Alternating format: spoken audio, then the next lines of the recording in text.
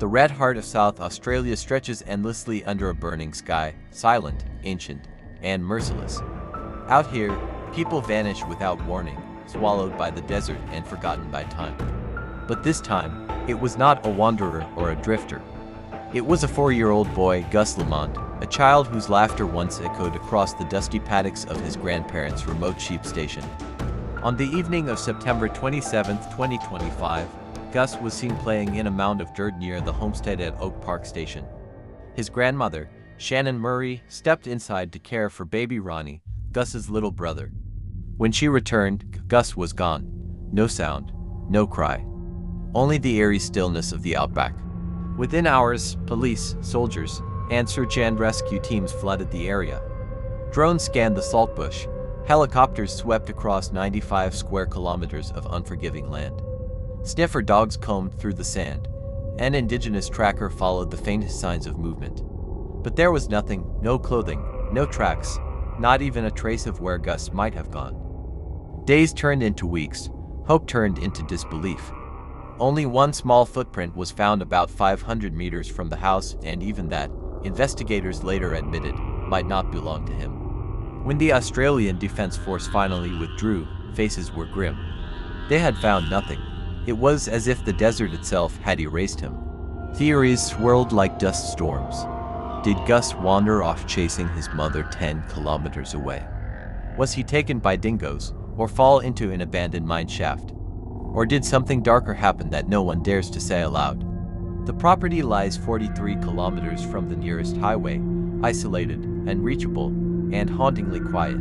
Tonight, we return to Oak Park Station, to the land that refuses to give up its secret. This is the story of a family torn between grief and suspicion, and of a child who vanished into the outback without a trace. By dawn the next morning, Oak Park Station looked like a command post carved into the desert. Police vehicles lined the red dirt track, and soldiers in dust-stained uniforms formed silent ranks. The outback sun had already risen, sharp and white, slicing across the horizon like a blade. Somewhere out there, a 4-year-old boy was alone, or worse. Search teams began to fan out in precise grids, each step sinking into the powder-dry soil. A tracker moved slowly, scanning for broken twigs, prints, anything lighter than the sand itself. The air was heavy with heat and dread. Even seasoned rescuers said they had never felt such emptiness, the kind that swallows sound and hope alike. Helicopters circled low, blades whipping the saltbush into small tornadoes. From above, the station stretched endlessly, rusted fences, scattered sheds, and nothing but shimmering horizon. Shannon Murray watched them from the veranda, one hand gripping the railing, the other clutching Gus's small blue hat. It was the last thing he had worn. Investigators questioned Shannon repeatedly. What time did she last see him? How long had she been inside? Did she hear a cry? She answered each question in the same soft, trembling voice. He was just there. Her guilt hung in the air heavier than the heat. No mother or grandmother can forgive herself for turning away, even for a minute. 10 kilometers away, Jessica Murray and Josie were still out mustering sheep when a police four-wheeler approached through the dust. Jessica's face drained of color before the words even came. The radio crackled, and the world seemed to tilt. Within an hour, she was racing back toward the homestead, whispering her son's name into the wind. That first day stretched endlessly. The search perimeter expanded from 1 kilometer to 5. Drones with infrared cameras scanned dry creek beds and rocky gullies. But as the temperature dropped toward night, the trackers knew the truth. The desert becomes merciless after sundown. Every minute mattered, and every minute was lost. At midnight, floodlights bathed the station yard in pale blue light. Volunteers from nearby towns arrived, their boots sinking into the sand. They formed lines, walking shoulder to shoulder, calling Gus's name into the dark. Only the wind answered back. The silence was almost deliberate, as if the land itself refused to help. By day 2, the Australian Defence Force joined the operation. Maps were spread across folding tables, radios hissed with static, and the officers spoke in clipped tones. 95 square kilometers, that was the radius. We will find him, one commander said, but even he avoided meeting Shannon's eyes. They found the first possible clue, a tiny footprint, half erased by wind, about 500 meters from the homestead. It was small, childlike, maybe Gus's, maybe not. Photographs were taken, casts were poured, but by evening the experts weren't sure.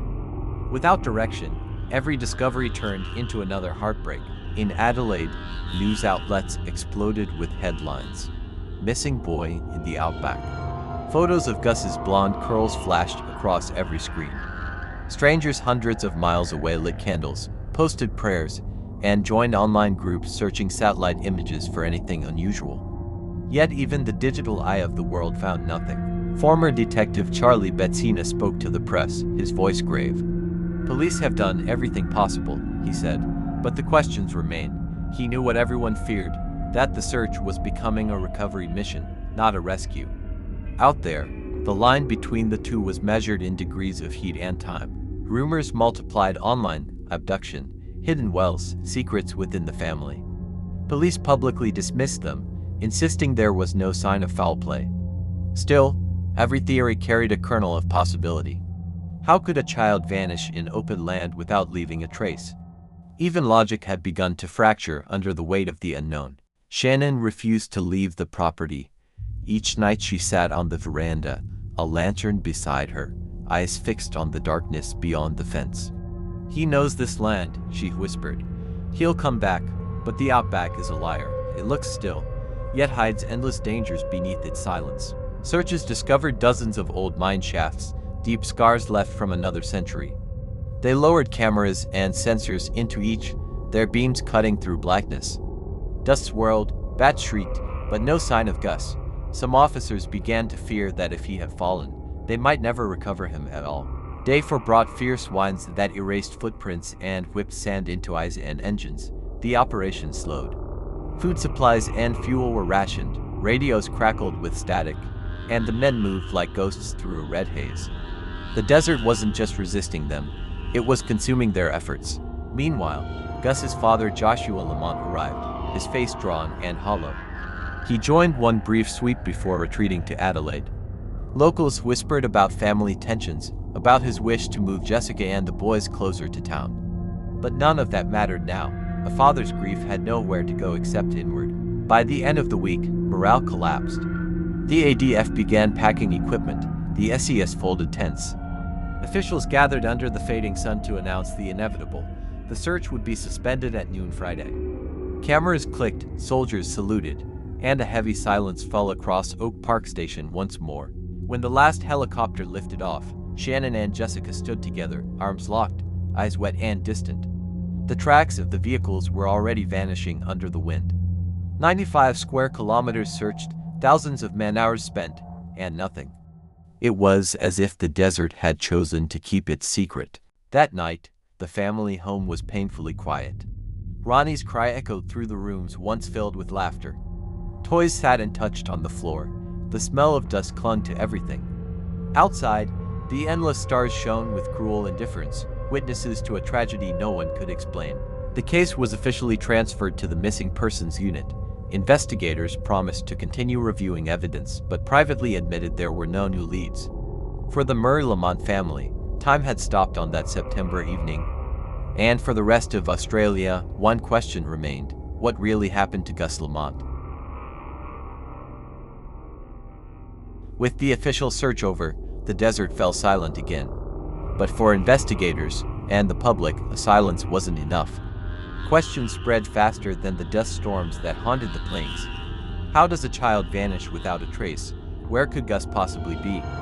And if he didn't walk away on his own, who or what took him? Police held firm. There was no evidence of abduction. The property, they said, was too remote. 43 kilometers of rough track separated Oak Park from the nearest paved road. Any stranger would have needed fuel, a vehicle, and a reason to be there. Still, not everyone was convinced. Isolation breeds secrets, and secrets breed suspicion. Online forums erupted with theories. Some pointed to the vastness of the land, arguing that Gus might have simply wandered too far, disoriented by the heat and mirages. Others whispered darker things, that someone on the property knew more than they admitted. The Murrays, after all, had lived there for generations. They knew every inch of that soil. Former detective Charlie Betsina, speaking carefully, admitted a possibility few wanted to hear. Feral animals, he said. Dingoes, wild dogs, wedge-tailed eagles. In the outback, nature doesn't forgive weakness, even innocence. It was a theory both horrifying and believable. But if that was true, why wasn't there anything left behind? A child, even small as Gus, would leave torn fabric, a shoe, or bones, yet nothing surfaced. The tracker who joined the first search swore he'd found no drag marks, no signs of struggle. The ground tells stories, he said quietly. But this ground said nothing. To him, that silence was the strangest clue of all. Then came the talk of mine shafts. Decades-old tunnels litter the region, some unmarked, some half-collapsed. Police lowered cameras into several. Dust clouds rose like ghosts from another time. If Gus had fallen, his body could lie meters below, hidden forever. A chilling possibility, but again, no evidence confirmed it. Meanwhile, attention turned inward, toward the family itself. People wanted answers, and in the absence of proof, the family's private lives became public fodder. The story of Josie Murray, once Robert Snow Murray, resurfaced. The revelation that Gus's grandfather had transitioned into a woman years before added an unexpected twist to an already complex tragedy. But the Murray family, long accustomed to isolation, closed ranks. Josie refused interviews, speaking only once, "We're still looking for him." "You can't help," her voice cracked mid-sentence. Those who knew her said she'd changed, quieter, withdrawn, sewing her own dresses, avoiding town. The desert, it seemed, had claimed more than just Gus. Shannon Murray, Gus's grandmother, bore the weight of guilt and rumor alike. She was the last to see him alive. Friends described her as strong, a capable pastoral worker who knew the land better than anyone. Yet in private, she was broken. "If I'd stayed outside just 2 more minutes," she told a friend, "he'd still be here." Jessica Murray, Gus's mother, faced her own torment. Social media tore her apart, accusing, speculating, analyzing her every photo. But those close to her painted a different picture, a quiet woman, intelligent, introverted, devoted to her sons. She rarely left the property and avoided attention. Now, she had nowhere to hide from it. Joshua Lamont, Gus's father, became another target of scrutiny. A country musician with a rough charm and a soft voice, he had been trying to rebuild his life. He bought a small farmhouse in Bellely North and was renovating it to bring his family home. He wanted Gus in school, a neighbor said. He wanted a fresh start, but Joshua's relationship with the Murrays was strained. Friends said he clashed with Josie and disagreed about how his children were being raised on the remote station. When Gus vanished, Joshua drove to Uintah, joined the search briefly, and then left for Adelaide. Some saw it as grief, others called it running away. Truthfully, it was both. As days passed, the case turned from rescue to reflection. The police confirmed there was no criminal evidence, no suspects, no witnesses. They ruled out abduction, ruled out foul play, but couldn't rule out the unknown. "He's gone," one officer said bluntly, "and we may never know how." Psychologists called it ambiguous loss, the kind of grief without closure. The Murrays still hung Gus's clothes on the line, still folded his blankets, still left his favorite toy car on the kitchen table. The house looked alive, but time had stopped. It was as if they feared that moving on would make him truly gone. Rumors of supernatural explanations began to creep in. Locals spoke in hushed tones of cursed land, of missing livestock, of strange lights seen near the hills at night. It was nonsense to investigators, but in the outback, the line between myth and memory blurs easily. Desperation makes believers out of anyone. Then there was the weather. That week, temperatures had soared above 40 degrees Celsius. Even adults struggled to last an hour outside without shade or water. If Gus had wandered off alone, experts said, he wouldn't have survived the first night. Yet without remains, even that certainty felt hollow. Nothing about this case made sense. For the rest of Australia, Gus Lamont's case stands as one of the country's most haunting mysteries, a story without evidence, without ending, without peace. Out here, in the heart of the outback, truth doesn't disappear. It hides waiting for someone brave enough to uncover it. Until then, the desert keeps its secret. For the investigators, it became personal. Officers revisited the property twice, hoping new technology might uncover what human eyes had missed. Drones flew again, sensors scanned underground. Still, The readings came back clean. The desert, once more, kept its silence. Now, only a few reminders remain. A weathered swing near the homestead, Gus's name carved faintly into the wooden post, and a mother still washing baby clothes while staring toward the horizon. Every morning, Jessica looks out and whispers the same thing. "Come home, my boy." The wind never answers. The case was officially transferred to the Missing Persons Unit. Investigators promised to continue reviewing evidence, but privately admitted there were no new leads. For the Murray-Lamont family, time had stopped on that September evening. And for the rest of Australia, one question remained: what really happened to Gus Lamont?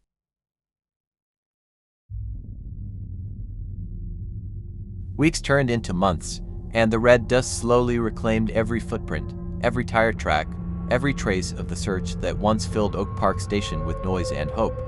The police vehicles were gone, the tents were gone. Only the endless hum of flies and the sigh of the wind remained. The desert had gone back to pretending nothing ever happened. Inside the homestead, life continued in quiet fragments. Jessica Murray still woke before dawn to feed the sheep, to wash Ronnie's clothes, to keep the house from collapsing under grief. Her eyes looked older now, dulled by exhaustion. Every sound, the bark of a dog, the cry of wine through the shed, made her turn, just in case. Shannon and Josie rarely spoke about that day anymore. They moved through routines with mechanical precision, each gesture heavy with the weight of memory. They'd lost more than a grandson.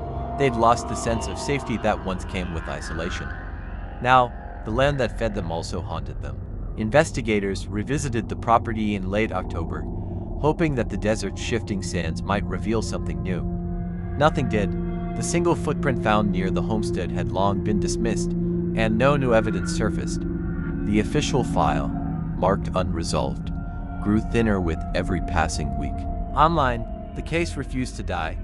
Amateur sleuths dissected maps, analyzed timelines, compared shadows and photographs. Some believed the police gave up too early, others believed the truth was too dark to publish. Each theory pulled the family further apart, their names dragged through endless speculation and cruelty. Joshua Lamont withdrew completely from the spotlight. His guitar gathered dust in Adelaide. Friends said he barely spoke of Gus anymore, only worked odd jobs and kept to himself. He never really came back from that place, one neighbor said quietly. Part of him is still out there, looking. Meanwhile, the Murray property bore the slow erosion of neglect. Fence posts leaned, paint peeled from the old homestead. The station, once alive with the hum of engines and laughter, now felt like a museum to be lost. Visitors said they could feel it, the kind of silence that listens back. The Missing Persons Unit conducted interviews again, same questions, same answers. No inconsistencies, no confessions, no clues. Detectives quietly admitted what the public could not accept. The investigation had reached its natural end. There was nothing left to find. The file would stay open only by formality, not hope. Still, nature has its way of teasing the living. Months later, a farmer 40 kilometers away reported a scrap of fabric caught in barbed wire, blue, faded, roughly child-sized. Police collected it, tested it, and waited. The results came back inconclusive. Another false promise, another wound reopened. By the first anniversary of Gus's disappearance, the family had stopped speaking to the media. A single post appeared on Jessica's social page, a photo of Gus smiling in the dirt, captioned only, "Forever for." The comments section filled with prayers, anger, and questions that no one could answer. The community of Yunta held a small vigil near the railway line. Locals lit candles and placed tiny toy cars around a framed picture of Gus. The pastor's words were simple: the land takes, and the land keeps. But we remember. In the crowd, Shannon stood motionless, staring beyond the lights into the empty horizon. Some officers couldn't let go either. Retired Sergeant Paul Kennard revisited his field notes years later. "It's not about what we missed," he said. "It's about what wasn't there to begin with." He still believes the area hides something, a natural hazard, an undiscovered shaft, maybe even a predator's den. But unless the land gives it back, we'll never know. Theories of human involvement never fully disappeared. Some whispered about feuds, about secrets buried under family loyalty. Others pointed to chance, a moment's distraction, a cruel twist of nature. No one theory fit all the facts, and perhaps that's why the case endures, because no explanation feels enough. Journalists who visited the site described the atmosphere as eerie. "It feels suspended in time," one wrote. "As if the day Gus vanished never ended. Even wildlife avoided the area for months after." The Outback is alive, yet strangely selective in what it remembers. In the following years, the Murray and Lamont families drifted apart. The shared grief that once united them became a silent divide. Jessica raised Ronnie with quiet resilience, telling him stories of a brother he barely knew. "Your brother loved the color blue," she'd say. "Every time you see the sky, think of him." Police eventually archived most of the physical evidence. Drones, maps, soil samples, all sealed in storage boxes marked Oak Park Station, 2025. Forensic experts admitted technology could only do so much when faced with the vastness of the Outback. "You can search for a lifetime," one officer said, "and the land will still win." Still, some locals claim to see small signs, a flash of blonde in the trees, a giggle carried by the wind, a toy found miles from where any child should be. Logic dismisses it, but grief doesn't run on logic. It runs on hope, on fragments, on the desperate need for meaning. Every year, the media revisits the case. Headlines return, brief and familiar: "The boy who vanished in the desert." And then, silence again. Each retelling reopens the wound, reminding Australia of a mystery without an ending, and a family living in its shadow. If you stand at Oak Park Station today, the landscape looks unchanged. The same dirt, the same wind, the same horizon that once held a child's laughter. Only the people have aged. Shannon's hair has turned silver. Josie sews quietly in the kitchen. Jessica watches the distance with eyes that never stop searching. Perhaps one day the desert will speak. Maybe a storm will uncover what time has hidden. Or maybe the truth will remain buried forever beneath the silence of the Outback. Until then, Gus Lamont's name drifts through Australia like a ghost, a reminder that even in the emptiest places on Earth, some stories never end.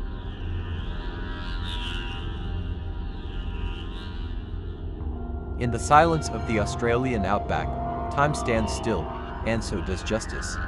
No matter how many searches, how many theories, or how many headlines, one truth remains: a 4-year-old boy vanished, and no one knows where he went. Gus Lamont's story isn't just about what was lost in the desert, it's about what the desert keeps. The unanswered questions, the half-whispered rumors, the fragile hope that refuses to die.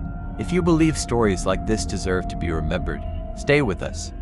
Subscribe to Crime Wisp, where every mystery is more than a headline. It's a human heartbeat echoing through time. Because somewhere out there, beneath the endless sky, the wind is still carrying one name: Gus.